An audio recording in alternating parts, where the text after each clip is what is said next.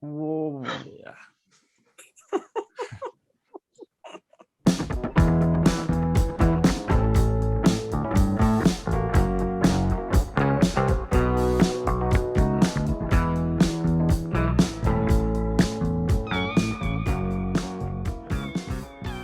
What's up, everybody? Jason, Joe, and Crams are here. Welcome back to Listography. This week we are talking about Coldplay.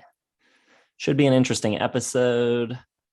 Kind of a divisive band. I think a lot of their old fans have kind of probably given up on them. Maybe some people are in it for the long haul and love everything. I can't say I personally know anyone like that. Cram's got the live DVD. Listening to Coldplay back when people had DVDs. And so I don't know. They continue to sell a ton of records. They're still very popular. Clearly, there are people listening to them still, but I don't know. It seems like the people that watch this channel maybe either never liked them or no longer like them. But let's see how we feel, I guess, guys. I've heard all of these records before, except the new one. Obviously, it came out Friday. I've been listening to it a little bit over the weekend, but I've given all of these listens before. How about you guys? I knew everything up to, I'm trying to think when I abandoned Coldplay's ship. I think I listened to everything up until Everyday Life. Is that the last one? Maybe I listened to all of them.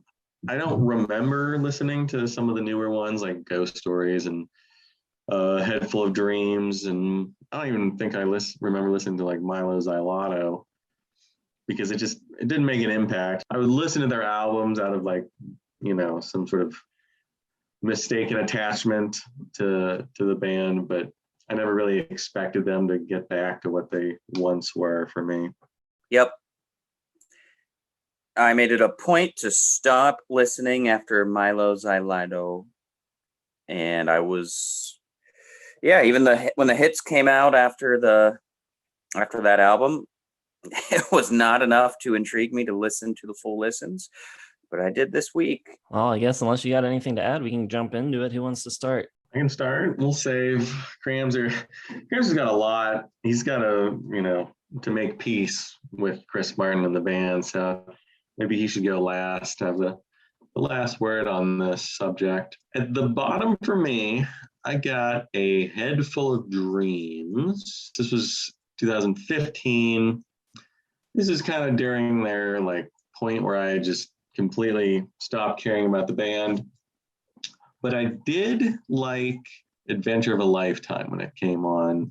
Played it on the radio a lot. Kind of has that cool, I don't know, synth or guitar progression. Kind of caught my eye, caught my ear, I suppose. And so I listened to the whole album, and I can't say I was even disappointed because I was never expecting much. But this one kind of feels like the band really trying to be popular, really taking on the sound of what was on the radio at the time. And I guess they got Stargate to help write it, so it just sounds like a whole bunch of other bands. Not a lot of personality aside from Adventure of a Lifetime. Nothing's great. Kaleidoscope has that dumb talking over it. Never liked Him for the Weekend much. Just nothing here other than Him for the Weekend. I can't think of a single other good song on here. And it just doesn't sound like Coldplay. It just sounds like a bunch of other bands. So it's pretty weak. I have it at 2.5 stars. All right, I'll go next. I have the same bottom. I got A Head Full of Dreams. 2.5 stars is pretty generous, though. I got this at 1 star. I think this album sucks. It is very bad. Joe's correct. It's them trying to sell 1 trillion records. Basically, it sounds like every other major pop act at the time. Sounds like Imagine Dragons on steroids or something. I don't know. It's not very good. It does bring the energy back up, which I think was much needed after Ghost Stories and that sleeper of a record, but I think they do it in all the wrong ways. The best moment on the whole record is the opening track, the title track, which I think is decent. It's got a good groove and a decent melody. But after that, this record just totally goes to hell. The track with Beyonce is awful. The production is just total trash on that song. I think Adventure of a Lifetime would have maybe been cool if it was produced like they were a rock band and not like they were a pop act. So I think there's some interesting ideas. Like it's got like a little guitar line that's kind of cool, but it's just buried under so much terrible sound. If it was just like a rock band and they weren't trying so hard to be a pop band, it could have been a decent song, but instead they're trying to make everything sound like a club banger here. Army of One is terrible. Amazing Day is super corny. It's a very, very bad record.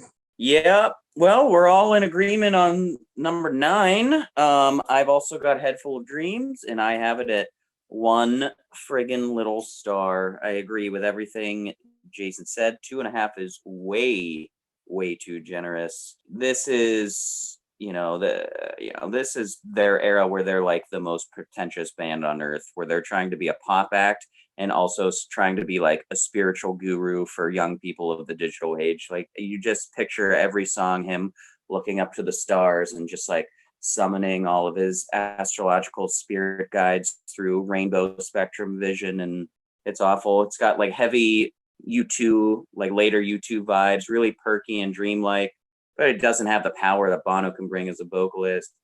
Birds is really upbeat. I like the sound on all of their albums, even though I have more albums that I have at 1 star.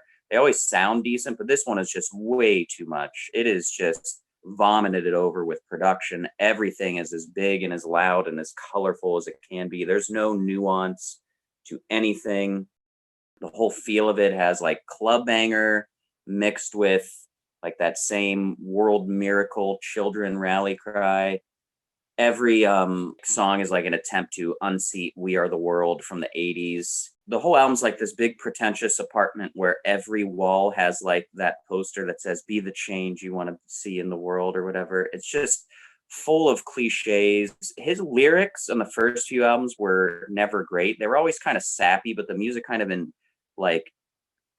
captured that sort of just like mellow, love struck, sappy, hard on the sleeve thing. Now they're just terrible. Like they're just in an algorithm that spews out pop lyrics where if there's a stanza and as soon as he says the first half of the stanza, you know exactly what the next half is going to be. If you just think of any cliche like standing on top of the world, my heart is bleeding, like it's all been used by Chris Martin somewhere along the lines. Yeah, the hip mainstream dance vibes on Him for a Weekend don't work at all. It's just reminding his disciples that you spend Monday through Friday changing the world, and then on the weekend you can party it up a little bit. And then Beyonce's on there too for no reason. Everglow has a pretty little piano part, but no umph behind it, no passion. That guitar part on Adventure of a Lifetime is awesome, but then he goes, the first line is turn your magic on, and it's just like, oh Christ, here we go. Like so lame. The biggest tragedy of the later Coldplay albums is it just becomes studio production and Chris Martin's lyrics erases all of the members of the band getting to like flourish, which were so good at the beginning part of their time. Army of One, I actually laugh out loud where that weird hook where it sounds like Chris Martin going like doob it up or something. It's like trying to be M83, but it sounds so weird. Everything is just so vapid. It's just bad. Amazing Day is okay. It's the only like saving grace from it not being in the tournament from March. But yeah, 1 star, and that ain't the last 1 star. Number 9, A Head Full of Dreams. These crayons are telling how you really feel. To be fair to me and my 2.5 stars, that was 115 out of 124 of the albums I listened to in 2015. So, all right, so we have a couple albums here, 4 in fact, that I have no real opinion on. I don't care about them at all, and I really can't decide what order to put them in. So I'm just going to throw the newest one on here, Music of the Spheres from 2 days ago. 3 stars for this bad boy. And it's not great. It's annoying. Like it's Coldplay, just forget their music. They themselves keep getting more and more annoying with like each subsequent release. Like this one has a bunch of like emojis in the titles. There's a little planet, some stars, a heart, the earth, and the infinity symbol. And that's completely just pointless. They're just trying to like, again, fit in with like what's cool, what's hip. They bring in BTS, which does nothing. They bring in Selena Gomez, which does nothing for the track. They bring in Max Martin to produce, which makes it sound even more generic than before. And it's just a bunch of like really average songs that you could hear on the radio or not. Nothing really stands out except the final track, Coloratura, which is actually fantastic. Probably their best song since Viva La Vida, maybe. It sounds like classic Coldplay. Like it surprised the hell out of me when it came on. It's 10 minutes long, so it's, you know, a fourth of the album, and it's really cool. And I wish they would have just done a lot of that. They could have been like a prog act or something, like enter their second, third, fourth act, whatever you want to call it, with that track, do something new, interesting. But they're just, the need to be loved, I think, is like so strong that they can't take any chances anymore. And they have to, like, even though they've still sold 1 million records, you know, 1 billion records, whatever, 100 million records, there's just like an insatiable need to still be relevant and on the radio and loved. And it's getting old now. I mean, it's been getting old for a while, but you know, I still think there's a good band somewhere in there, but they've been trapped. They won't let them out. Chris Martin has them locked in a closet somewhere, locked in a basement. And I really just feel like he's just like the reason they're doing this and like the way that they are. So I'm going to blame him. I don't know exactly if that's true, but it just feels like he's kind of hijacked the whole thing and just relegated them to a life of kind of crummy, radio-friendly pop songs. All right. My number 8, we're going from 1 star up to 1.5 stars for 2014's Ghost Stories. Got a bunch of different producers on here. The band themselves, Paul Epworth, Daniel Green, John Hopkins, Rick Simpson, Avicii. They have a couple records here around this time, from like Mylo Xyloto through Everyday Life. There's like 1 million producers on the records, which I think is an issue. Probably not keeping them quite as focused as they should be. This record, though, is pretty cohesive. It's all one thing the whole way through, and it just puts you to sleep. Meant to be kind of a stripped down record, but it's not an acoustic record. It is just this down-tempo, slow electronic music, incredibly dull, very uninteresting. It's supposed to, I think it's like his breakup divorce record from Gwyneth Paltrow, but I think it's got some of his worst lyrics. You would think if it's coming from like a personal place with something like that happening in your life, that you'd be able to come up with something that's relatable or interesting, and it's just more cliches and very bad, very bland. I think it sounds good, like sonically it's good, but just nothing interesting happens at all, ever. And then you get to the big single, Sky Full of Stars, and they drop that dance beat on you. That is probably my least favorite moment in the whole Coldplay catalog. I hate it so much. That dance beat just makes me want to, like Joe said in a previous video, cut my ears off. I absolutely can't stand it. So I wouldn't say this is a bad record, but it's poor. We'll call it poor. All right, my number 8, and I've got this at 1 star. And really, this was the dagger that done me dirty, where I was like, I'm done. And it's Mylo Xyloto. Sounds good, but it is the most anti-art thing I've ever heard in my life. It is just, like Joe was saying, such a cry to just be like, remake pop music for everyone.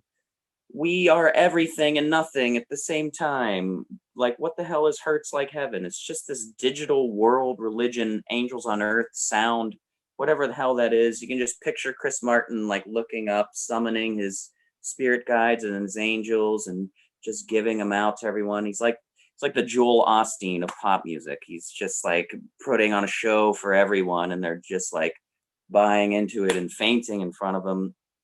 Paradise is absolutely terrible. The rhymes on this album are just awful. The pop beats are just like way too much. Everything is too much. The songs are all so basic. They're just like 4-chord songs with big pop beats. Like the instrumentation and composition used to be pretty interesting in the first few albums, and now it's just all gone. Everything is just there for him to drop these simple matching rhyme little pieces of lyric writing and have him dance in his own self-glow and satisfaction and holier than thou kind of let's form a human chain around the equator thing. It's just the whole vibe is just terrible. Charlie Brown is not for me. Took a car downtown where the Lost Boys meet. What there's no meaning behind any of this. I think he just thinks it sounds cool and he goes with it. Some of the worst lyrics I've ever heard, especially in Up Against the World, just these terrible cleansing religious tropes. Every teardrop is a waterfall. No, just really inorganic, trite, pandering nonsense. 1 star, too much indulgent excess without being interesting or clever, or even that catchy. Like, you recognize the songs, but it's not like people are like putting on these songs at the end of a night of drinking at a bar or anything. They're so void and vacant. 1 star, number 8, Mylo Xyloto. Kiduki, my number 7. I'm going to go with Ghost Stories. I agree with basically what Jason said. It's very kind of low key. It's too low key. And there's just nothing very interesting going on at any point. I think A Sky Full of Stars was the only like single from this because I don't remember hearing anything else. And that just kind of continues their basically streaks since Mylo Xyloto. And basically they've kept going with it of sort of like a play for stab for radio time. It's probably my least favorite of their like radio hits, whatever. And everything else, like I kind of like that they try and simplify it, but it's just uninteresting for the most part. I don't think it's bad so much. I'm giving it 3 stars like all the rest because I didn't hate it when I was listening to it, but it just, I don't know, it's mopey, boring. I don't think anything really stood out to me. So, 3 stars. It's, again, it's probably like 85th out of the 130 albums I listened to that year. It exists, and that's all I can say about it. So we're going from 1.5 now all the way up to 2.5. We got a couple of those on the way, and these are records that I am pretty much just indifferent on. I don't dislike them. I don't like them. They do nothing for me. But my number 7 is going to be Everyday Life from 2019, produced by 7 different people. And it seemed like when this came out, it was billed, I don't know if it was them billing it, but it was sort of, put out there in the media that this was like their return to form type of record. I don't know that I would say that. I think it's just more like not quite as bad as the last 3. Definitely not as good as their former self, not even close. It's a double album, 16 songs long, 53 minutes. Could have been a little shorter. Probably could have cut it down to like 40, would have been helpful. There's nothing on this record that's as bad as Head Full of Dreams at all. But I think it's just their least memorable record, to put it plainly. Very little from this record stands out at all. Very inoffensive. Nothing that makes me like cringe with hate the way I do when that dance beat drops on Sky Full of Stars. It's all pretty agreeable, but nothing special. And also I would say with this record, it seems to be a little too self-aware, wanting the credibility from their early years back, but not wanting to give up the commerciality that they have gained with more recent releases. So it kind of tries to have its cake and eat it too. And it probably fails a little on both fronts because it is their lowest selling record to date. And it seems like that will stand because I think that track with BTS is doing well for them. And as far as, getting their credibility back, I don't know if it really did that either. I don't think it's a bad record by any means, but just completely unremarkable. 2.5 stars. Okay, my number 7 is also Everyday Life. I've got it at 2 stars. I think it's a bad record. Definitely got some moments where it does make me cringe, maybe almost to the point of Head Full of Dreams, especially in the song Guns, when he starts dropping the F-bomb. Chris Martin is kind of the last person on earth I want to hear dropping an F-bomb in a song. There's nothing convincing about it. It's not angry. It's not vicious.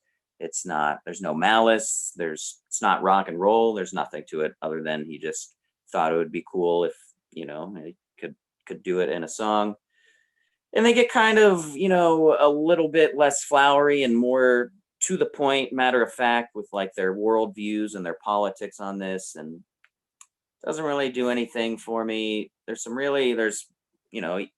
terribly lame stuff, like when church starts and that, coyote howl comes out, and it's just like, oh God, what is this? However, they're trying some different kind of stuff here, which I appreciate, which is why it's going up to 2 stars. And there are some interesting musical moments. Like I think Orphans and Eco are decent, except for the lyrics when he's talking about Africa and the rivers are perfectly deep in Africa. I don't really know what that means. They're kind of ditching that huge digirock sound, like stadium digirock sound a little bit. But, then there's that weird, like conversational argument in the middle of Trouble in Town. I don't know what that is about. Arabesque, though a terrible title, is a decent, little piece of instrumentation. Broken, that Southern gospel song, is something Chris Martin should not be attempting either. I thought Daddy was a good song, but I don't think he sings it well. I don't know if anyone else in the band can really pull off singing. I think it closes all right with Champion of the World and the title track, but it's really kind of lost all over the place a little bit. There's no like clear thematic direction. So only 2 stars for this. Number 7, Everyday Life. Everyday Life is my 6th. And yeah, it is weird. Like they broke it into 2 sides, so to speak, sunrise, sunset. I really don't know what the difference is, if there's a real thematic difference. It does look like on the first half, they're trying for like social kind of relevance, little, politically charged with something like church, and even guns on the side too. And I don't know, it doesn't really work for them. Trouble in Town, again, same thing. Kind of reminds me of when the Killers do it, their latest album, trying for something that's sort of above their stature. Chris Martin's not a great lyric writer, so kind of the politics and the social relevance falls flat. But like Kramzer, there is some more interesting musical kind of pushes. Arabesque is pretty. There's some stuff, whatever the Arab spelled, I don't know. I don't even know how to say it or pronounce it or whatever it is. It's track 14.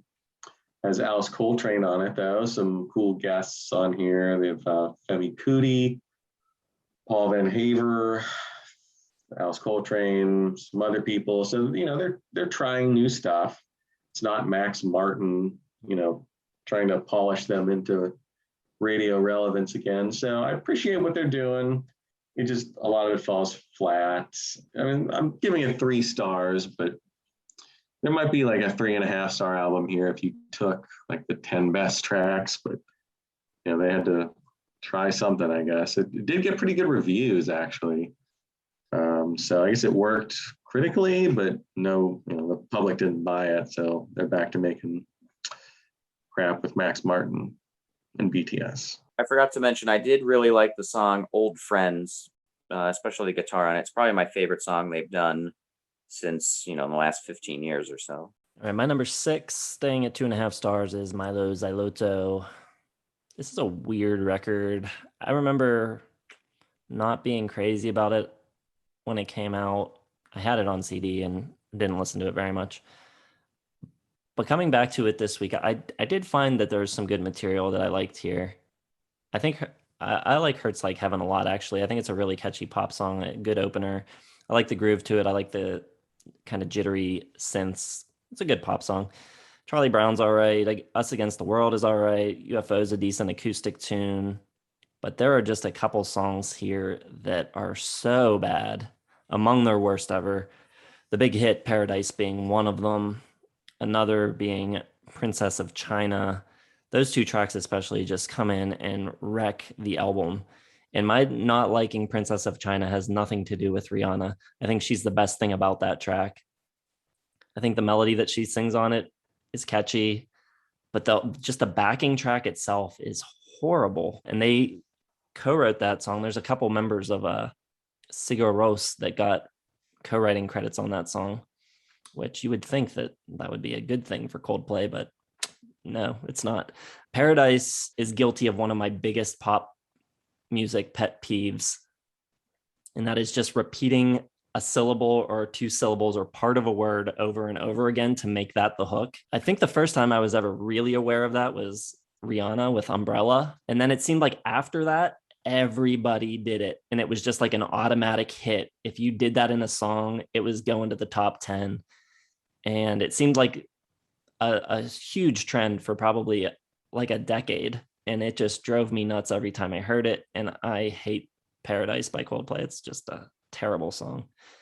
There's also like some kind of concept. This is a big concept record. There's a really elaborate story that you can read about, but how that actually plays into these songs, I have no idea whatsoever. Whatever. I think there are some good songs here, but the bad is very bad. So it probably would be a three-star record without some of those terrible tracks, but it's just I can't give it 3 stars when there's a song like Paradise on there. Nice. All right. My number 6, I've got Viva La Vida, or Death and all his something. I don't know. It's a title that's way beyond them. They're not Vonnegut or Stanley Kubrick. Like, they shouldn't be doing this. I've got it at 2 stars. It sounds good, but it doesn't play to their strengths. Like, they should be doing these gentle, affectionate songs, song focused, intimate, kind of sappy, but they decided they wanted to be an arena band. Like, I think X and Y is a good album. I'll talk about it later, but listening to it, even back then, and me and Joe used to listen to this album a lot. We would listen to it in the car. I remember going out. And I remember, I mean, I still like it, but there was obvious there were red flags about where they were going as a band. And then when you get to Viva La Vida, it's like, yep, they stayed on that off ramp and got into a new part of town, no doubt. The album has decent moments, but overall, it's just so lost to me. I don't know what their motive or goal is, other than just to be new and different and embrace this new sound. Life in Technicolor, good sound, good production, not very interesting. It's just a big sounding 3-chord sound. They really just 3-chord song. They really abandoned like all of their songwriting prowess to me completely. Cemeteries of London is very forgettable. Stuff's, the stuff that has the claptrack dance beat, so substanceless, and they sound like they should be pop songs, but they aren't really catchy, like I said before. And all the instrumentation is limited. Like, where's the pretty like little guitar parts you get on a song like Shiver and Don't Panic and stuff? Just completely gone. 42 is cool during the jam, but then out of nowhere he starts going, "You thought you might be a ghost," which is just terrible. The rhymes are so forced here. Lovers in Japan is one of the biggest U2 ripoffs I've ever heard. This song sounds like it was the last song cut off How to Dismantle Atomic Mom. They're really just bland, basic songs with good production. I don't think there's any good hooks or memorable performances. He also does on the song Yes, these weird, like, deep baritone things that don't work. And then there's a bunch of songs that are just kind of split in half for no reason with like A and B. Sometimes I think they think about what the track listing will look like on the back cover of the album before they even write the songs. Like, let's have an emoji. Let's have something in Arabic. Let's have something that's just a symbol of a color spectrum. And we'll refer to it as color spectrum or Technicolor, whatever, but that's what it'll look like. And then for these songs, they're actually 2 songs, but we'll put them together and we'll do A and B like we are like Genesis or something like that, but we're not. Viva La Vida, I can't stand. I hate the lame melody. I hate their vision of pop. I hate when he does the Roman Catholic. For some reason, I can't explain all of the just call outs to St. Peter and this just culture of glow stick, new age, heavenly spirituality. I just hate all these vibes. It's so tacky to me. Violet Hill, I don't care for. The rhyming with December, you know he's going to say remember after that. Priests clutching their Bibles, hollowed out to fit their rifles. Oh, God. I don't know what a Strawberry Swing is. I know it's supposed to be a song about like remembering childhood innocence, but why a Strawberry Swing? I don't know. The production is good and there's a couple of decent moments, but this is just, the vibe is just terrible. It's just a really annoying. Joe's called them annoying before. This album's really annoying to me. So 2 stars, Viva La Vida, or Death and All His Friends. Which, like Jason was saying, like there's some concept behind Mylo Xyloto. I'm sure there is here too, but they're not good at communicating it. Interesting. I guess that's where it all fell apart for you. You definitely hold a grudge, gotta say. We'll get to that much later. For me, my number 5 is going to be the aforementioned Mylo Xyloto. The most annoying thing about this album to me is you can't really rhyme Mylo and Xyloto. So why? Like, why would you even name it that if it's not going to rhyme? Like, it kills me. I want to rhyme those 2 words, but they don't rhyme. It's very annoying. The second most annoying thing about this album is probably Paradise. It's not a great song. I don't hate it like Jason because I love Umbrella, Ella, Ella, Ella. I think it's a great song. So I don't mind that, whatever, taking the one word and Paradise. It doesn't even do Paradise. Repetition on Paradise. I get it, but it's an okay song. I don't despise it like Jason. And I think Every Teardrop is a Waterfall is a banger. This one's surprising because I really hated it the first time I listened to it. And I know Brian Eno's back, I guess, writing and producing this. So it kind of confused me because I definitely hear him on Viva La Vida. And on this, it just really sounds like they're moving into what they want to do. I don't know how much Brian Eno had to do with it. I hope not a lot because it's not a great album. It's pretty catchy though. I do like Princess of China. I don't think it's bad. Hurts Like Heaven's really kind of upbeat and cool. Charlie Brown's not bad. You can tell all of their stuff is getting worse. So I don't want to be really too positive about this record because we're on a pretty big step down from album to album for the most part. But listening to this time, I did like it a lot more than in the past. And I do think the concept, I read about it. It's maybe the most ludicrous. It makes 2112 seem like normal, straightforward story, like a nursery rhyme. There's something about people sucking up colors and it's a star-crossed lover thing. They're fighting back against the evil empire, but it's just so pretentious and more than it had to be. And I think that's the big problem. You really don't get any of that in the music. If I hadn't read about it on Wikipedia, I never in a million years would have thought this was a concept album about anything. So that's kind of annoying. And yeah, the guitars and the bass and the drums are just turned down. Every record, Chris Martin's back there, turning down. And at this point, they barely exist. So I don't know. It's tough because I really like early Coldplay, and this is just another step away from that. But I want to be objective because it is catchy, and I think now that I've sort of made peace with what Coldplay is, I can appreciate it a little bit more. So I'm going to go 3.5 stars. It's still kind of near the bottom of albums I've listened to in 2011, but I do like it more than The King of Limbs by Radiohead. I'll say that. Oof. I think you sabotaged yourself in the comments there, my friend. Do you like it more than In Rainbows is the question. I don't know. I'm not going to answer that.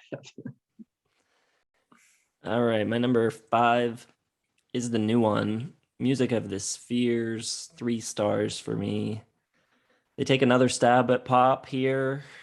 I think from the sounds of it, Max Martin produced most of this, but there are 4-5 other producers listed.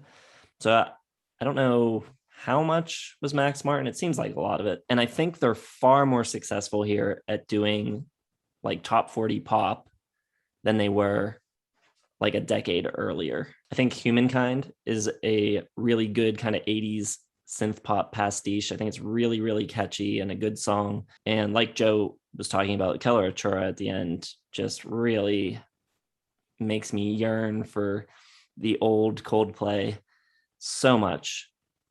But the flip side is that there's also tracks here that do not work really at all for me. People of the Pride, no good. Beautiful with the kind of pitched up vocals, no good. BTS doesn't do anything for me, neither does Selena Gomez. There's like glimpses of, I don't know if I want to say greatness, but very goodness here. But it only kind of furthers the disappointment of everything else on the record. So it's a real mixed bag. The good stuff I think is really good. And as a total full listen, it's okay. I thought it was a decent record. That's why I gave it 3 stars. Man, it just makes you want old Coldplay more. Like with Head Full of Dreams and Ghost Stories, you're just like, man, this sucks. I guess Coldplay is dead. But this is like, man, they could still be good, and this is so disappointing. All right, my number 5 is Ghost Stories.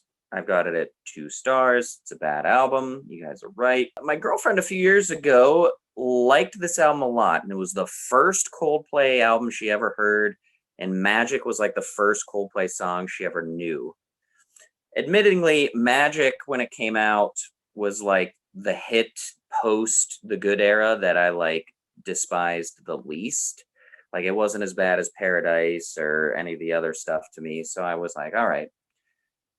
And I remember trying to listen to the album back in the day and I never got through it. This time going around, starts off okay. Always in my head, I was like, it's all right. Magic, yeah, I'm still at the point where it's like, it's the most tolerable of their newer hits. And then you get to Ink and it's just like, all right, yeah, no, they're the same old crap. Lyrics are just so bad. The song isn't terrible, but the lyrics are so elementary. You know where every line is going. It's so simple. The rhymes are so forced and obvious, just full of archetypes. There's a little bit cooler, like subdued percussion and rhythm on this album, which kind of just like fits that, you know, low-key somber breakup sensuality, like the I Miss You Gwyneth record. You know, True Love is just more drivel, doesn't have a great melody. Chris is so nonchalant on this album. Like he's never that bombastic to me, but in this one, Jason said it right, he's just putting you to sleep. There are some decent moments, and because it's not as obnoxiously annoying as a lot of their other stuff, that's why I have it in the top 5. But I mean, there's not one track on here that does it for me. You know, on Another's Arms, he's like singing like an almost like a John Mayer, like sensitive kind of style. And the angelic background vocal doesn't make sense for it at all. And the band is just completely erased. This is just Chris Martin with like low-key beats, wailing away about his heartbreak.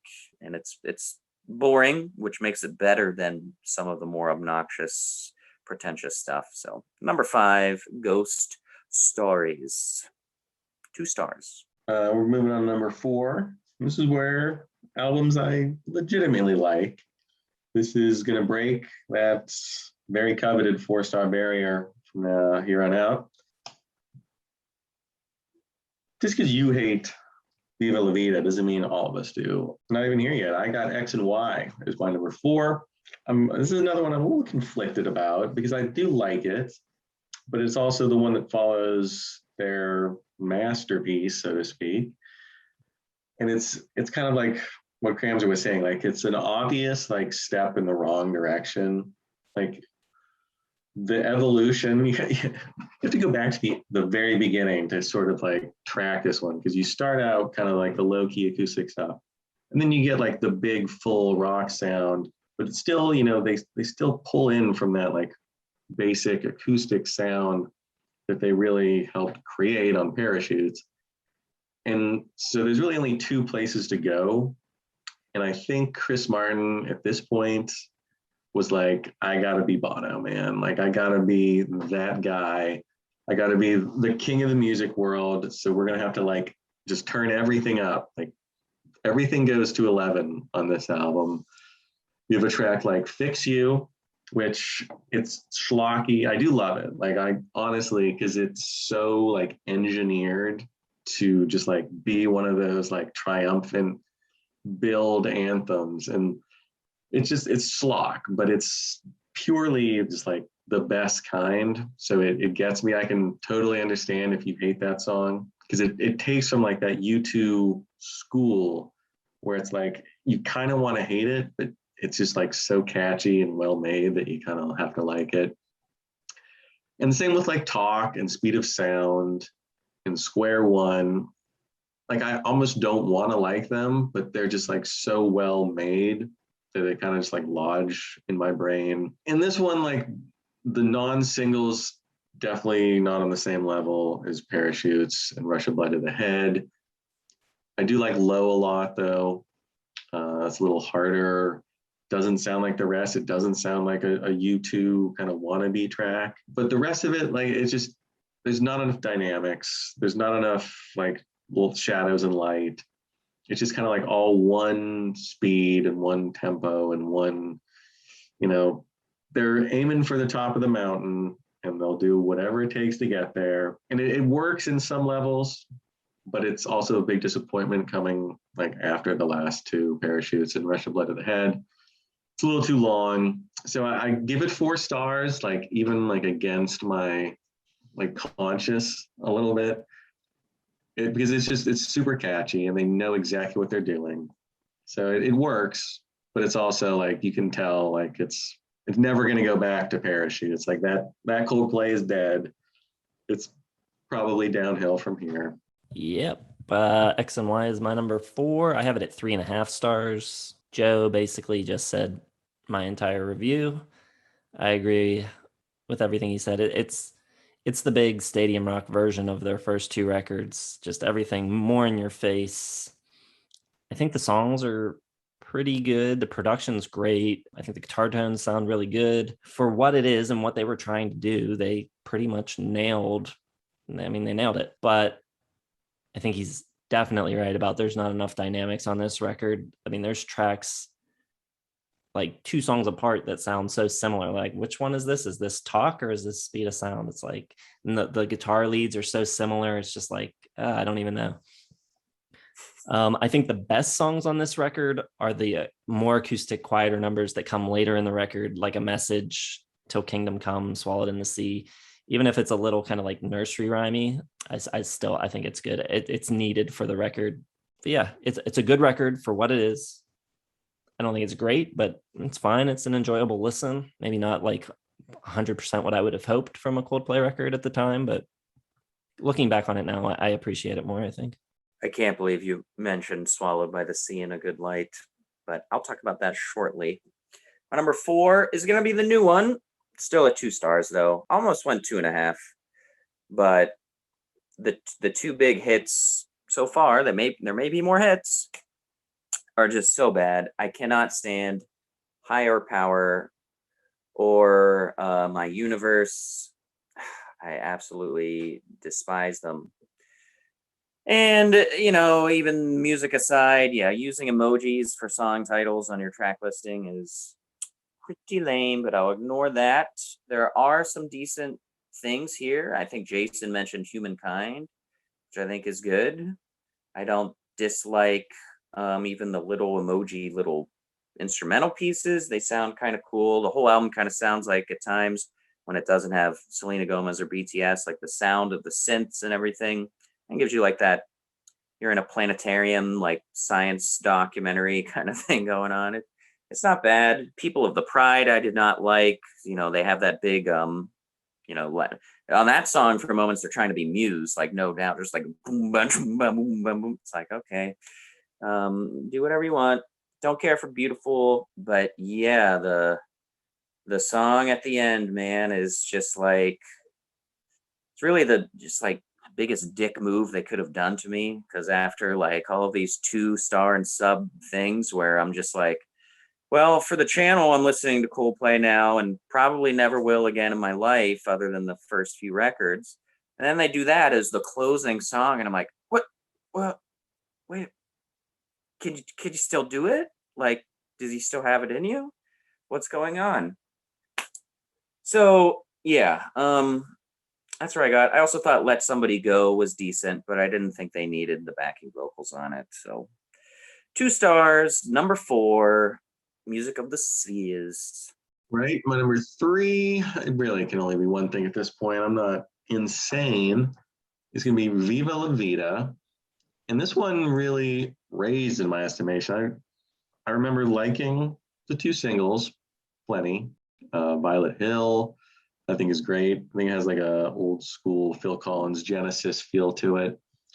I really like the kind of whining guitars and that big like descending riff where it gets real heavy, and cool drums as well. And I think Viva La Vida is pretty cool too. I don't mind the lyrics. I think it's pretty decent imagery for Chris Martin. And even, listening to it again, reading about how Brian Eno wanted them to like do a different style every track, which I thought is cool. And I definitely noticed that this time, I think a lot more than I did the first couple of times I listened to it. And even in our Albums of the Year series in 2008, I gave it a listen and it just didn't hit. But this time I found even more to like. I think all of the tracks have something fresh and interesting. Lost has that big pulsating organ. 42 kind of has like a Beatles, John Lennon piano line and some nice strings. It's really cool. And then it kind of transforms into like a country pop stomper. And I think, the trying new things keeps it fresh.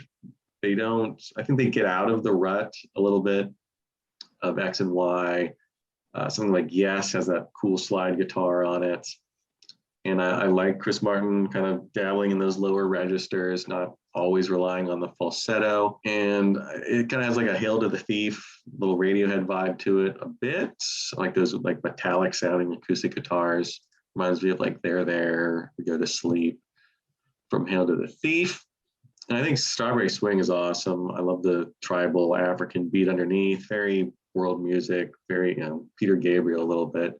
That kind of slurring, echoed guitar line I think is really cool as well. And a nice bright kind of song it gets a little sort of like too anthemic in the middle, but I think Strawberry Swing kind of refreshes that. Nice little palate cleanser. And for whatever reason, this time listening to it, I really liked it. I have it at 4 stars, and I think it's a good album. And the one last glory before sort of falling into like that we gotta make fresh pop music to play on the radio trap they kind of fall into from Mylo Xyloto. So this is the last March. Last battle for Coldplay being good, but I think it's a pretty good album. All right. Joe is not insane. I am. My number 3 is A Rush of Blood to the Head. I've got it at 4 stars. I like it a lot. Compared to the first record, Parachutes, a lot more electric guitar on this record, more strings. People used to always call them Radiohead Light, which when Parachutes was their only record, I thought that was a crazy comparison. I didn't think they sounded anything like Radiohead. Here they start to a little bit, especially on like Politic, the opening track. I think that's the most they ever sounded like Radiohead. I think the record sounds great. It's just a little bit of a different approach sonically, where the way things are mixed, not that things are heavy, but it's a little more aggressively mixed, where things are up front and like really present in the front of the speakers. Not as much like space left in the mix. The guitars on In My Place sound so good. They're like chimes ringing almost. It's just a fantastic sounding song. But I think the songwriting here is pretty good throughout. Maybe a step up even from Parachutes in the songwriting department. But Parachutes just has like a particular sound to it and a charm to it that I like a lot and makes me like it more than this record. Even though I think the writing here is really, I don't want to say really good, because Chris Martin's, like you said, not the greatest lyricist. He never was, but I think he's serviceable as a lyricist on these early records, doesn't get in his own way very much. And yeah, the band, I don't think they get enough credit as, when they're allowed to play and not be buried under production and synths and stuff. They all three of them write really good parts, interesting parts, simple parts that like they're not doing anything crazy, but they work for the songs really well. And I think that's all over this record, just good, simple parts that are memorable and serve the songs well. And yeah, In My Place is great. The Scientist, Warning Sign, Green Eyes, the title track, all excellent tracks. So very good record, 4 stars. Nice review. Very good. All right. My number 3. Finally talking about some things I like here. I've got 3.5 stars for X and Y, and I agree with everything you guys said. And like I said before, the red flags are coming up. The problem with it is that I wouldn't even say it's too big sounding. Like they could have, if this was the height of how big they went with like the arena pop kind of sound, and they kind of just tinkered with this idea with the last 6 albums, they'd be in so much better standing, I think, with me. But the problem with this album is there's a lot of terrible lyrics, and there's too many songs that sound just exactly like one another. There's not nearly enough dynamic, even though I kind of hate What If coming second, because you could really break it up better if that came towards the middle of the album. I think Square One is really cool. And like Jason was saying, they write really killer, simple parts at times. Just like with that simple guitar part in Square One, when he's just like, you don't get any of that anymore. Like after that, they're still kind of a rock band here, which is cool. And if you like Square One, you're going to kind of hear its twin sisters with White Shadow, Talk, Low, and Speed of Sound, and Hardest Part again. So I'm kind of with Jason. I think some of the softer stuff is some of the better stuff, like the closer, Hidden Track, Till Kingdom Come, Message. I'm with Joe. I can objectively rip on Fix You, but I'd be lying if I said it didn't pump me up for stuff. It's just like perfect, just ripping your emotions out from you. It's just perfectly built up to bring the energy out of you. But Swallowed in the Sea is one of the worst songs I've ever heard by any band of all time. I hope it charted in 2005 or 6 or whatever it is, so that it can easily win my least favorite song of the year. Nursery rhyme is one way to put the melody. Like a 3-year-old wrote it is another way. Someone that enjoys nursery rhymes. The lyrics, you cut me down a tree and brought it back to me, and that's what made me see where I was going wrong. Like, just some of these rhymes are terrible. You put me on a shelf and kept me for yourself. It's really bad. And then He Will Do More of This. Never a great lyricist. I'm with Jason. I think his best example of lyrics is probably on Rush of Blood to the Head. I kind of like some of the new sound here, like the bass turned up with the drums being a little bit groovier and dancier is cool, with kind of like a little more synth background, never really like any real synth leads. So, red flags aside, I think it's a really good album, 3.5 stars. I think there's some great songs on it, like some of my all-time favorite songs. But if they would have just stayed here, if they would have just stayed at this cliff looking out at whatever Chris Martin's ridiculous idea of their potential is, they would have been fine. But he strapped some chains on them and held a big anchor and jumped off the cliff and dragged those really good musicians with him. So there we go. Number 3, 3.5 stars, X and Y. Yeah, they really did kind of just like paint themselves into a corner after that. Because anything they did remotely similar, it'd be like, oh, they're just doing the same thing again. Critics can be cruel. My number 2, pretty close battle between number 1 and number 2. I got Parachutes at number 2 though, and I love the sound of it. I think I guess in 2000 when it came out, like it was kind of them and Travis and like Star Sailor, and there's a kind of a bunch of bands kind of doing this style. So I don't want to give them like too much credit for inventing it, but I think they really kind of perfected like that big acoustic guitar ballad, British, Britpop lead singer. What made them best was their melodies. The songs are all really catchy.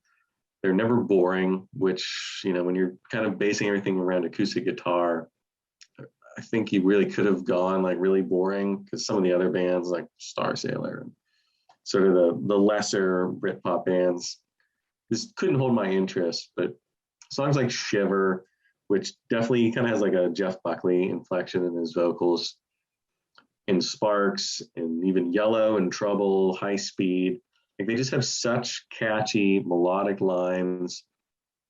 The playing is fantastic. The bass is great all over this album. Like, for how little you notice the bass playing later, on this one, little, kind of Radiohead-ish, little OK Computer-ish sound to Guy Berryman's bass, but really cool lines, really kind of like upfront.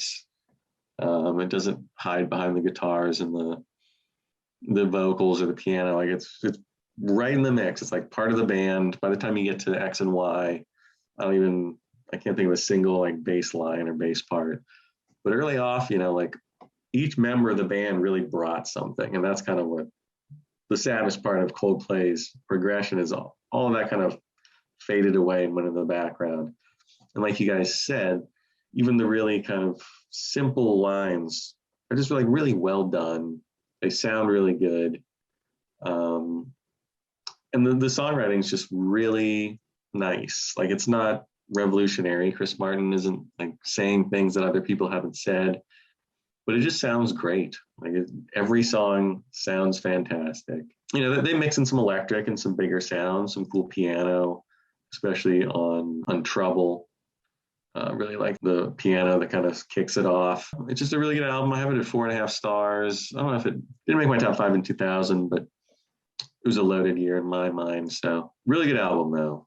Really, I have it ahead of Kid A, just so you know. You were talking about great little bass lines. Trouble's got that great little like Colin Greenwood-esque, like just like doo-doo-doo, doo-doo-doo, just always playing right for the song. God, I miss old Coldplay. I love you guys. All right, my top 2. I am stepping up to 4.5 stars now for Viva La Vida. I think this is a really interesting kind of pivot after X and Y.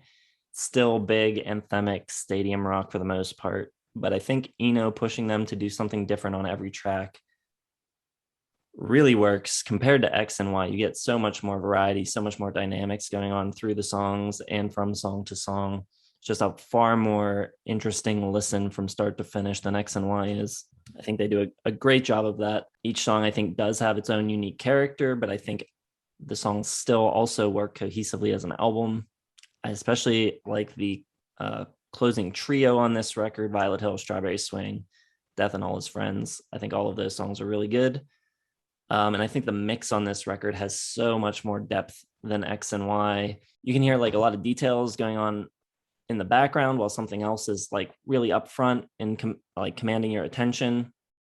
But there's all sorts of interesting things, if you pay attention, happening on the periphery. Production on this record is really, really cool. The writing on this record is less personal. He's talking more about like world consciousness, whatever. To be honest, I don't care what he's singing about on this record. I don't know most of the time what he's singing about. It doesn't matter to me at all. I think, I don't think the lyrics are like super clunky the way they are on some of the later records. He could be singing anything, but I think the melodies are all really strong. I think it's a very, very catchy record. So it works for me. 4.5. That wasn't in your top 5, was it? No, I think in the year when it came out, what was it, 08? I think it was like my number 8 of the year. It might still be a top 10, but it's not top 5. Well, for your production obsessed, mixing obsessed years, yeah, I can see how you're adoring it. All right, my number 2 is going to be, I'm with Joe. I got Parachutes, 4.5, very close to 5. I don't know why I don't have it at 5. I think maybe it's just a little bit too subdued at times. And I've never been a big fan of Yellow. I love the chorus, but I cannot stand the verse. I hate the lyrics and the rhymes, and just hate the intro with just kind of like the power chords and everything. And but when he does the "your skin," that part is great. But other than that, the rest of the album is really great. It's a fantastic album. It's a minor classic. 4.5 stars is, just really great. Some of the parts on here and the playing is just sensational. That guitar part on Shiver, that so good. Piano in Trouble is amazing. Spies has a really cool kind of like dark, moody vibe to it. High Speed is so cool. We Never Change is great. Don't Panic is such a cool opener. Like, it took a while for me to get used to it as an opener because it just kind of starts the album. Like, it doesn't build into anything. It just kicks it off, and it's great. I think the lyrics on that song are among his best ever, even though it is still kind of just plain spoken. I think it's really good. And Joe's right. The sound isn't incredibly, groundbreaking at the time, but they do it so much better than everyone else, especially with the drum work and the rhythm section with Champion and Berryman. Like, I really hate that all of this great musicianship just gets erased later on. It's so heartbreaking. It's really the downfall for me. And these songs being, kind of the love-struck, sappy songs, you can't help but to be endeared by them. Like, they're so hard on their sleeve, and the music just matches it perfectly. They're so grounded here. It's great. 4.5 stars for a really great album, Parachutes. Moving on to number 1. Can only be one thing at this point. Rush of Blood to the Head. Think back to 2002 when this came out. Like, this had to have been like the last like rock album that was just like so big that it was the thing talked about in music. Like, rock albums don't get that type of stature anymore, that type of standing. And like, everybody was into this album. Like, just everywhere you look, like In My Place, and Clocks was everywhere. The Scientist was everywhere. Like, this was like a pop culture phenomenon. And really, like, this is the last time I can really think of like a rock album that not only was sort of like all encompassing as zeitgeist, but like deserved to be it. Like, this probably in the past millennium, since 2000, really probably is like the best example of like a rock band just like being super big and like deserving the praise it gets, because every track on here is just excellent. What other You're not wrong, it was big, but we're also saying that because we are as of age where we can, we were in control of pop culture. But the Black Keys had an album where you couldn't put on a sporting event without the commercial outro being like a Black Keys song. Like, there are other examples for sure. Yeah, but like, this one sold like 10 times as many copies as the Black Keys. Like, this was like legitimately huge.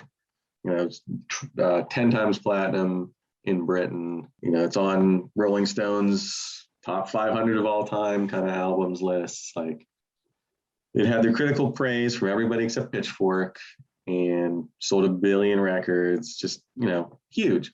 And I think it really deserves it. Like, Black Keys, okay, like, they had some songs in some stadiums, but they're not even close to like this type of level. And it's kind of like an obvious evolution from Parachutes. Things are a little bit louder, a little bit bigger, a little bit brighter, more electric guitar. Chris Martin's sort of like leaning into like being that sort of U2 Bono type, like, I'm a rock star now, which is fine because it's not like annoying and cloying yet. And songs like The Scientist, just so crazy pretty. The music video, the whole package was just like, this is a band everyone can like together. You don't have to feel bad about it.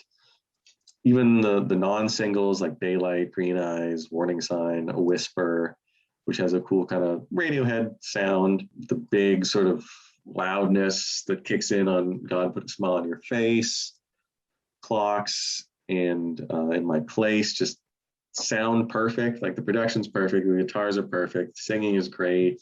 You can still notice the bass and the drums, and it's just kind of a perfect album. I think it's I mean, I think the worst thing you can say about it is the tracks are getting like 5 minutes long. I never like noticed the length of it. Like it doesn't feel like a long album. It doesn't feel like there's songs that kind of got thrown in at the last minute. Like it works all the way through really nicely. And it never feels redundant. And I think it retains some of the intimacy of Parachutes on The Scientist and like Green Eyes that they sort of lost on X and Y. And I just think it's pretty much perfect album. So I got a 5 stars for number 1, Rush of Blood to the Head. I didn't mean to say your praise or acknowledgement was wrong, but I think there have been, I don't think it's the last rock album to do this. I think American Idiot was also pretty huge and everywhere as well. Not that, I mean, I wouldn't put American Idiot in this class, but. To be fair, Joe did say, and deserve it. So I think that eliminates American Idiot. My number 1 is Parachutes. I just love basically the vibe of this record. Records like this are interesting. There's very little going on besides guitar, bass, drums, maybe some piano. I don't know. Are there even really any strings on this record? There might be a little here and there, but like nothing prominent. I can't think of string parts really on this record. Very, very simple arrangements, and yet somehow the way it sounds is very specific to it. Like, I can't think of any records that quite sound like this. Something about the room they're in and the way it's mixed and just the songs and the players. It's got a very cool, unique sound. Great mood on the record, great atmosphere. The guitar tones are all great use of reverb. So much space between the notes on this record too. Don't Panic is so dreamlike, and like I said, they aren't really doing that much. There's just like some volume swells and some like simple, like I said, bell-like guitar tones, and it creates like this whole soundscape underneath the track that is so cool, and it's so simple. I don't think Chris Martin's voice ever sounds better than it does on this record. I don't think it's their most creative album. I think probably Rush of Blood and Viva La Vida have them like pushing themselves more creatively, but it's just working. They're not doing a lot. It's just simple. It's just a band playing in a room, and it's great. I think this record may be a little slightly front loaded, why I didn't go to 5 stars on it. I think the first 4 tracks are the best 4 tracks on it. I think it starts out so good. Nothing wrong with the back half. I think there's a lot of good songs throughout, but I think the front half is so strong. Kind of tails off a little after that, but I think it's a really great record. I was in high school when this came out, so just kind of heard it all the time, was everywhere. So just hearing it and hearing the sound of it just takes me back to then. One of those kind of transportive records in my mind. So yeah, I like Parachutes a lot. 4.5 stars. Number 1. Very nice. My number 1 is A Rush of Blood to the Head. And for all of my disappointment and unhappiness and negativity through 3/4 of this video, there is a silver lining. I used to have this at 5 stars. When we went to Albums of the Year, I took it down 4.5. But I'm back up to 5 now. And I'm kicking off Murray Street by Sonic Youth for my 5th nomination for Album of the Year in 2002 and getting this on. Still love you, Murray Street, but this one is fantastic. It may be just because of, I actually did not listen to X and Y, Rush of Blood, or Parachutes. I just went straight through twice all of the other albums, and then just the past couple days was listening to Parachutes and this because I know them so well, and I was like, yeah, this has got to be 5 stars. There's not a slow moment on it. Like Joe's right, every track is really good. I don't think you mentioned Daylight, but that song is great. I just really I think one thing, you guys nailed it. You guys had great reviews of this album, but I think one thing you didn't kind of touch on is, even though there's like a somberness and intimacy to Parachute, there's a little bit of like an icy depression, like filled darkness to it. Like The Scientist is a bit depressing. The title track is really depressing sounding at times. Like it's just got that big swelling, burning inside kind of sensation to it. And Warning Sign is just a simple, good, just like, it's one of those examples of less is more. Just like, the truth is I miss you so, being the entire chorus. brilliant. I love what Jason was saying about Parachutes, where like the sound of that record is perfect with just how simple it is. But the little touches that they bring in here with like a little bit more strings, a little bit more piano, there's nothing crazy. There's just a little bit more atmosphere that's created.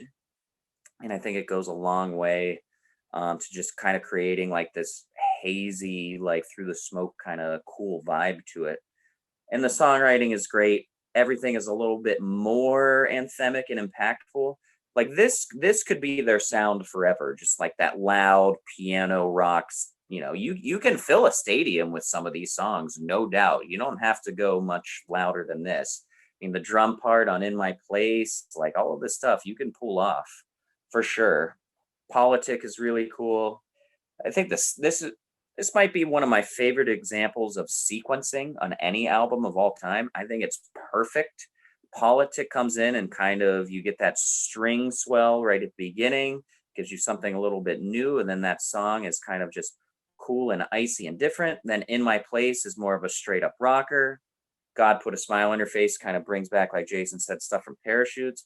Then you get big like sing along hits like Scientists, Clocks. It's perfect. I think it's a great 5-star album, and I'll miss you, Coldplay. I will miss you. You are probably never coming back, even though you kind of teased us at the end of Music from the Spheres. All right. So, final thoughts on Coldplay. I think this week that my opinion of them has risen a little bit. I actually don't think as much of their catalog is as bad as I thought it was. There's a few really bad records, but all but 2 are at least 2.5 stars for me. So there's only 2 that I actually like actively dislike. Yeah, I mean, I kind of enjoyed some of their bad albums even more than I thought I did. Like I think Kramzer has sort of been whispering in my ear for too long about how bad Coldplay is and has been. So maybe I didn't give them quite enough credit. I think even their worst albums are listenable. And I think when they were good, they were, one of the better bands in the world. Well, their stock dropped for me. I mean, I already knew what I knew, that I hated the post X and Y stuff.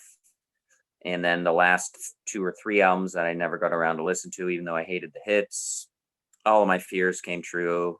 Could not stand them. So, I mean, and I didn't know how bad Head Full of Dreams really was. And unfortunately for me, Mylo Xyloto was even worse than I remember. But, the newest album, even though it's 2 stars and still a bad record, it being my 4th favorite album, is intriguing, I guess.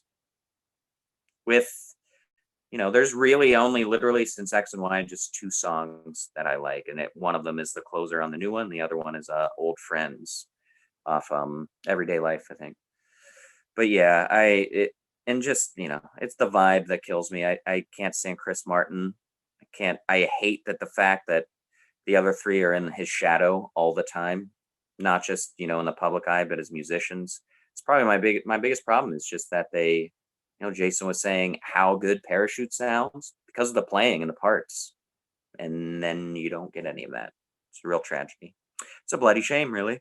All right. So I guess let us know what you think of Coldplay. I know there's people out there that have never liked them, people who love them and now hate them, people who will always love them. So where do you stand and how do you rank the records? Which are your favorite? Let us know below. Let us know what you think of our lists. Hit the like button if you enjoyed the video. Subscribe to the channel. Hit the bell for notifications. Check the description for Facebook, Twitter, and Instagram. Find a link to our website as well. And head over to the community tab to vote on the poll that we have up there. I think it's like the second post. If you scroll down a little, you'll see the poll. Trying to get some more votes on there. We've got a big competition going between the 3 of us to get control of the entire month of January. 4 weeks in a row of programming up for grabs. So go check out the proposed schedules and vote for your favorite. And other than that, I guess come back tomorrow to find out our top 10 favorite Coldplay songs. And we will see you then. Thanks for watching.